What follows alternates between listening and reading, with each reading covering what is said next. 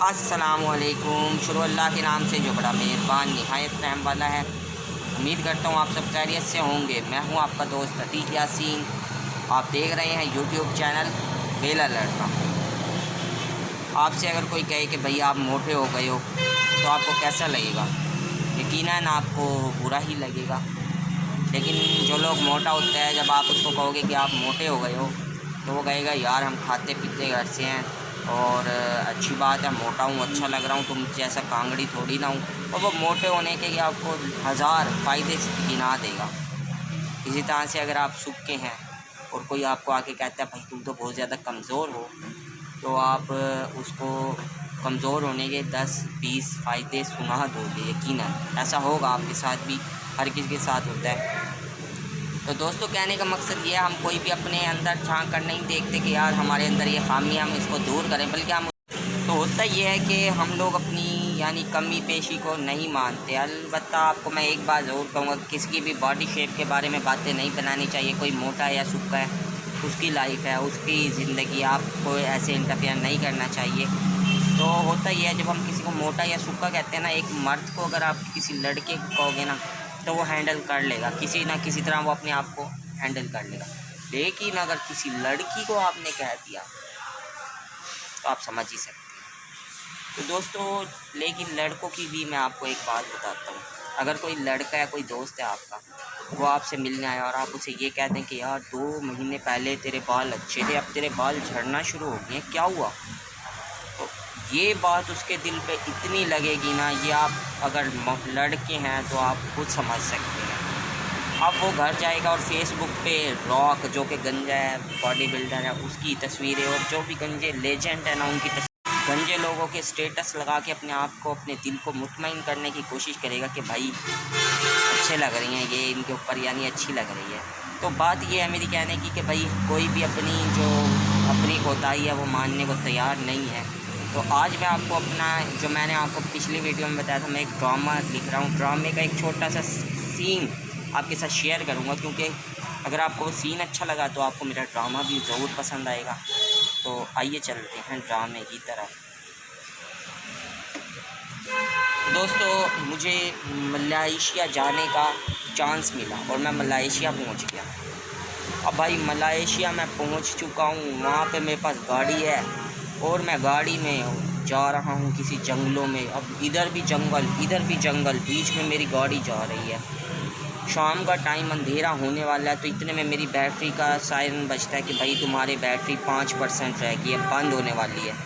भाई जब मैंने ये देखा मेरी तो बैटरी बंद होने वाली है और कहीं चार्जर भी नहीं है, तो मैं परेशान। भाई मोबाइल में तो जीपीएस से ही तो मैं जा रहा था, अगर ये बंद हो गया तो यार मैं तो रुल जाऊँगा जंगल में। अब आपको पता है भाई रात का टाइम, वीरान इलाका। तो हुआ ये कि थोड़ी सी आगे गए हम, जिस बात का डर था वही हुआ, मोबाइल बंद। अब भाई मैं इधर उधर भटकने के, क्योंकि जंगल में कई रास्ते आ जाते हैं यार, एक रास्ता क्रॉस करो 3 रास्ते, 3 रास्ते क्रॉस करो 6 रास्ते। मैंने पेट्रोल बचाने के लिए अपनी गाड़ी खड़ी की, गाड़ी से बाहर निकल आया। अब मुझे डर भी लग रहा है। तो गाड़ी से जब मैं बाहर आया तो भाई दोस्तों, मुझे काफ़ी दूर एक लाइट, टॉर्च की लाइट नज़र आई।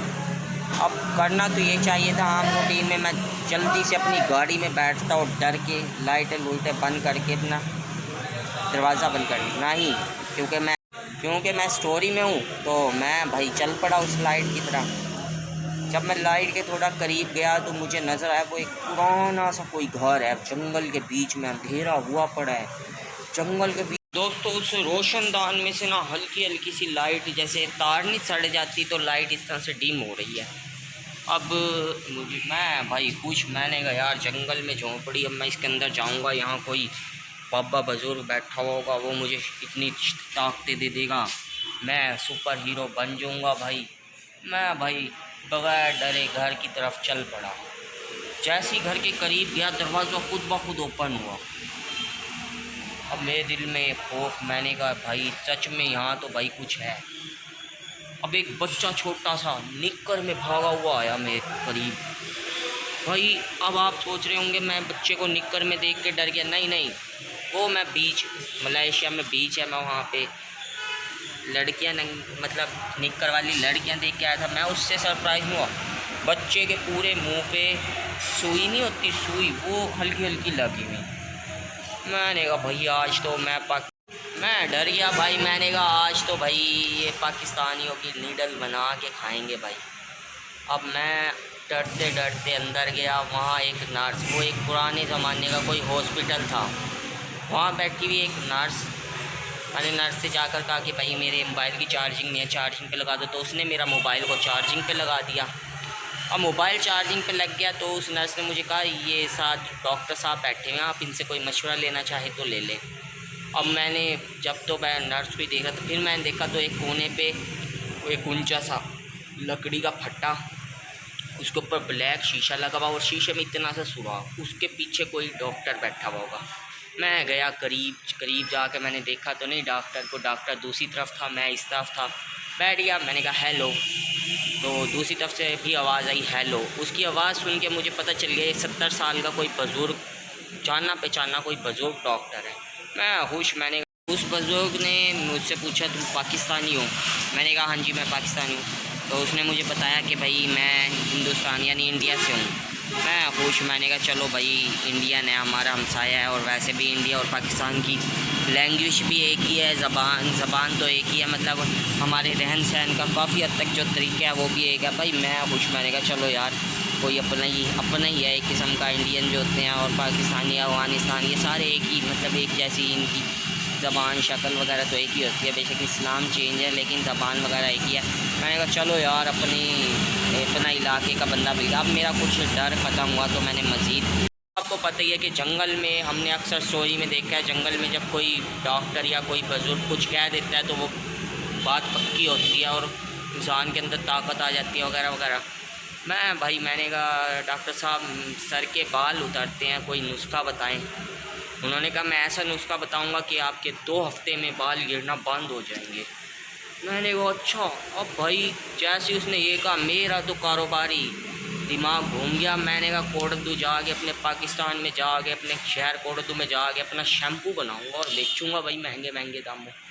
उसने कहा भाई प्याज लो, बीज से प्याज को काट के उसका रस, और दूसरा उन्होंने कहा कि जी एलोवेरा जेल, इनका रस ले के ना तो आपने एक दिन कोकोनट के साथ प्याज का पानी से अपने सर में मालिश करनी, अगले दिन उसकी यानी अगले दिन आपने एलोवेरा और यानी जो वो होता है आपके पास कोकोनट ऑयल उससे करनी है। आपके 2 हफ्ते में बाल आ जाएंगे।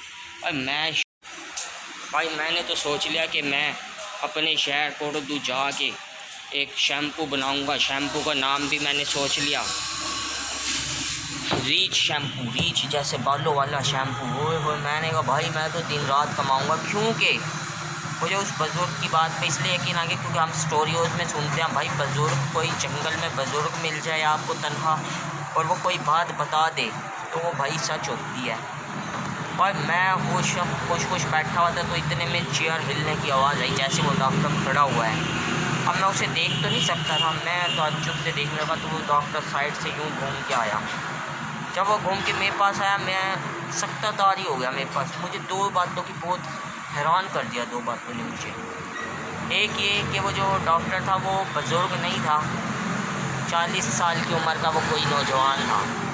दूसरा उसका जो सर था ना वो टिंड, बाल बिल्कुल भी नहीं, और वो भाई जब उसके टिंड देखा तो मेरी जो कारोबारी जहन थी वो उसकी जो खुश हो रहा था कि मैं अमीर हो जाऊंगा वो वहीं नीचे। मैंने कहा डॉक्टर साहब आप खुद तो पहले अप्लाई करें, आप मुझे बता रही हैं। तो उसने कहा कि भाई यार मैं ऐसी मुझे अपनी ये वाली खूबसूरती पसंद आ गई है, मैं कौन 2 महीनों की झंझट में यानी 2 हफ्तों की झंझट में गुजरे ये काम करे, मैं एक और टेंशन अपने सर नहीं लेना चाहता, मैं ऐसे ही ठीक हूँ। दोस्तों इस कहानी को जो मैंने सुनाई है ना, इसका जो मकसद है ना सुनाने का वो ये है कि हमें पता होता है कि हमारी क्या मुश्किलात है और हम इसको किस तरह हल कर सकते हैं, लेकिन हम नहीं करते। हम सोचते हैं भाई हम मतलब टेंशन नहीं लेते। अब मैं अपने ऊपर बताता हूँ, अगर मेरा बाइक ख़राब है ना मैं उसको चलाता रहूँगा, मैं उसको सही नहीं करवाऊँगा, मैं कहूँगा चलाते रहो। हालांकि मुझे पता है मैं मैकेनिक के पास जाऊँगा सही हो जाएगा। तो हमें मैं आपको यही बता रहा हूँ कि अगर कुछ हमारा यानी कोई हमारी काम होता है ना, तो हमें वो करना चाहिए, ना कि ये जब मुकम्मल ही ख़राब हो जाएगी या ये सोचना यार अब 30 दिन कौन मेहनत करे। आप ये सोचें, अगर आप पहले दिन मेहनत करेंगे 30 दिन, कभी तो आपने शुरू करना है ना, कभी तो मैंने बाइक सही करवानी है ना। अगर मेरा बाइक ख़राब है, मैं इसको ऐसे ही चलाता रहूँगा ज़िंदगी में, कभी तो मुझे इसको सही करवाना पड़ेगा ना। उस वक्त मुझे ज़्यादा इस पर पैसा लगाना पड़ेगा। तो इसलिए हमारी जो छोटी सी टेंशन होती है ना, उसको जब वो पैदा हो रही हो, उसको कोशिश करो आप, अगर बीमारी है उसको शुरू से ही ख़त्म कर दो। अगर कोई और चीज़ है, जैसे इंसान की बहुत सी प्रॉब्लम होती हैं, तो उसको बढ़ने से पहले ही आप ख़त्म कर दो। अगर कोई आपसे नाराज़ है तो उस लड़ाई को बढ़ाने से अच्छा आप पहले ही उसे मना लो। उम्मीद है आपको दोस्तों ये मेरी स्टोरी पसंद आई होगी। ये मेरा मैंने एक ड्रामा लिखा है, उसमें से छोटा सा टॉपिक आपको साथ शेयर किया है।